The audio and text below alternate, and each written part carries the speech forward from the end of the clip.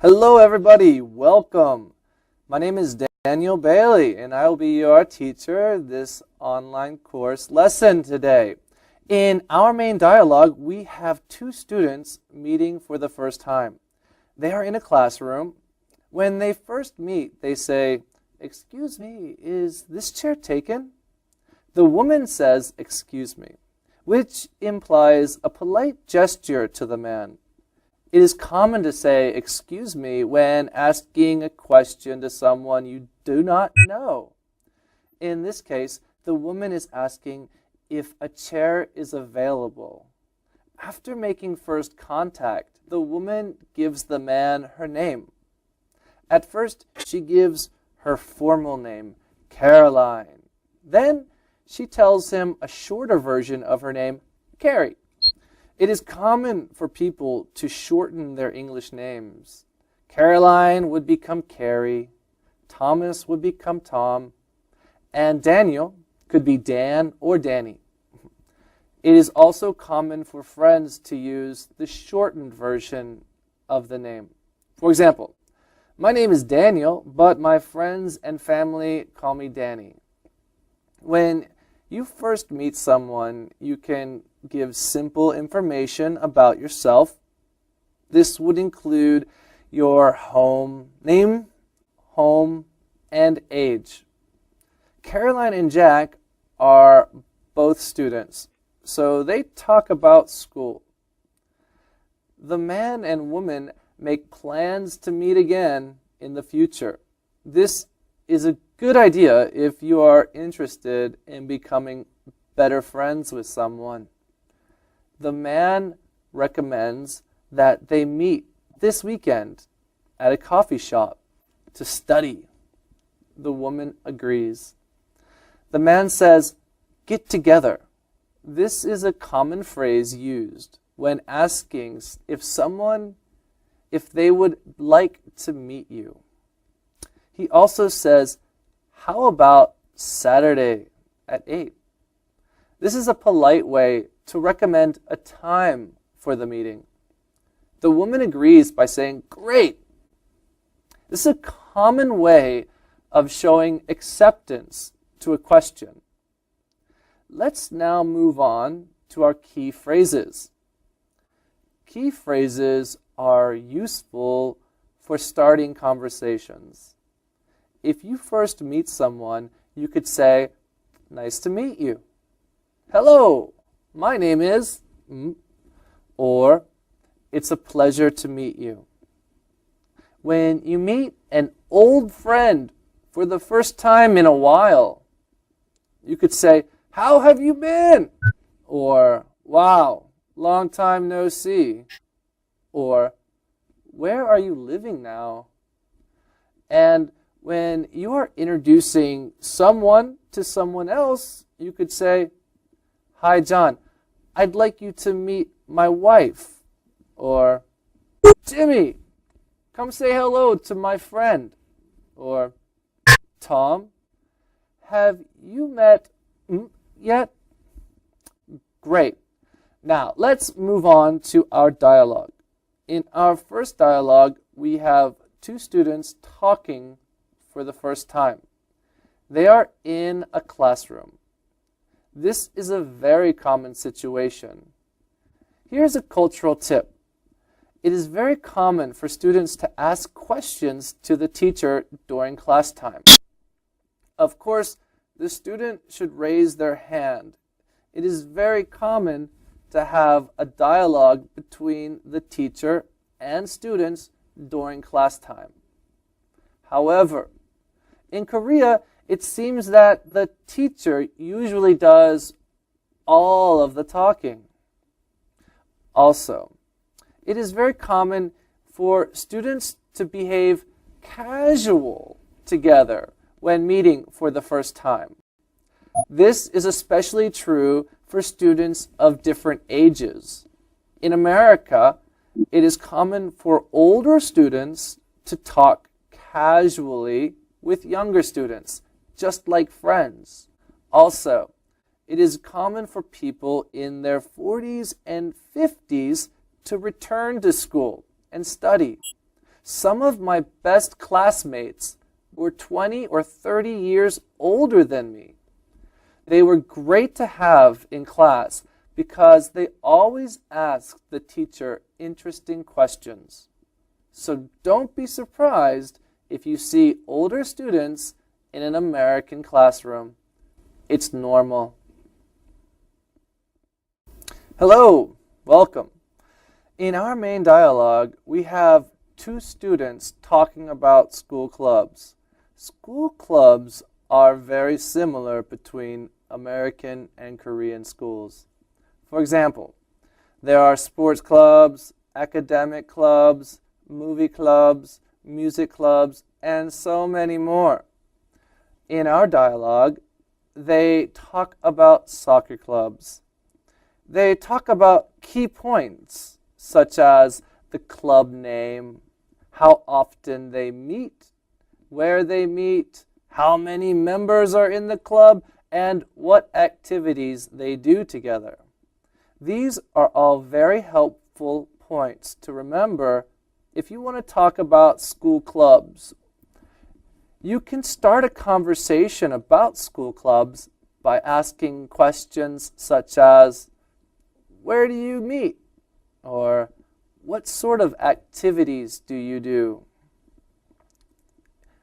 How many members are in your club? And even how often do you meet? These are all useful questions to know when having a conversation about school clubs. Key phrases are useful for starting conversations and having conversations. If you are talking about classes, you may ask questions like, what's your major? How many credits do you take? Or, how was your final exam? These are terrific ways to start up new conversations. If you're talking about clubs, you may ask, do you belong to any clubs? Or, how many members are in your club? These are useful questions when talking about clubs. And if you're talking about the future, in the future, you may ask, what kind of job would you like to have after you graduate? Or, what are you going to do after you graduate? I'd like to tell you a big difference between American and Korean student groups. Have you ever heard of fraternities and sororities? Fraternities are for men and sororities are for women.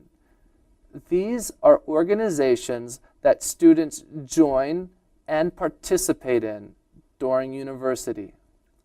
These clubs can be good or bad. If you are a freshman, they can be difficult because your senior members will force you to party, to drink, or do embarrassing acts. This is called hazing. Hazing is like torture. Hazing is a test you must endure in order to join the fraternity or sorority. Fraternity members live in their own house near campus. These are usually huge houses with dozens of rooms. The new fraternity members usually have to do all of the housework, cleaning, laundry, while the senior members can relax. Fraternity meetings and parties are held in these houses. Sometimes fraternity members must pay some rent if they want to live in the house. If you ask me, these houses are quite noisy, so studying can be really difficult. Different fraternities have different types of people. Some fraternities are full of really smart students. Some are filled with athletes. And some are party animals. And some are just super rich. Fraternity members add a lot of character to a university, many times fraternities will have special events that take place on university campus. For example, they may have fundraisers to make money for the school, or they might have athletic activities. All in all, fraternities can affect new students from all over the country and help build lifelong friendships. Sororities are just like fraternities, but sororities are for women. They do a lot of the same activities I described above. Just check out the movie Animal House, and you will learn a lot about fraternity life in America. Hello, welcome. In our main dialogue, we have two people talking about family. The woman was talking about her uncle. It seems like the woman's uncle is having some financial problems. Financial is a word that relates to money. So if you are having financial problems, you're having money problems. Nobody likes that. Her aunt, her uncle's wife, is optimistic everything will be okay. She's optimistic, and that means she has a positive mind. Even though they are having some money problems, she is staying optimistic. She thinks the life will get better in the future. The woman speaker wants to visit her uncle's family, but will not be able to because she has to work at her family market. A family market is usually a small market the family members all work at. Usually the father will do the stocking of the groceries. The mother will run the register, be a clerk. And the children will help out anywhere they can. It can be very difficult for family markets to compete with larger markets. For this reason, the woman speaker must stay home during the summer and help out at the family market. She sounds like a really good daughter. Now, some key phrases. Memorizing some key phrases is very useful when having conversations. For family, this unit presents some key phrases which you can use when you introduce someone, discuss family news, and describe someone in your family. Take a minute to think about how you can use these phrases in a conversation. For instance, when you are introducing someone to your family, you could say, "This is my mother, my father, this is my brother," or "He is my brother-in-law." And if you are talking about family news, you could say, "They are engaged. They are going to get married.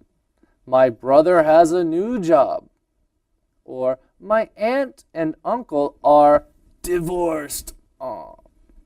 Finally, if you are describing a family member to someone, you could say, "My sister is an outgoing person," or "We like different kinds of music." I hope you can find these phrases useful when talking about family. Let's check out our culture tip. When you are ready to start talking about your family and family relationships, there are so many wonderful and interesting topics to discuss. For example, you can talk about new babies in the family, health of a family member, relationship status, talents, and even upcoming special events like weddings or birthdays. I think you always want to talk positively when you are describing your family to someone you just met. I have noticed many big differences between American and Korean families.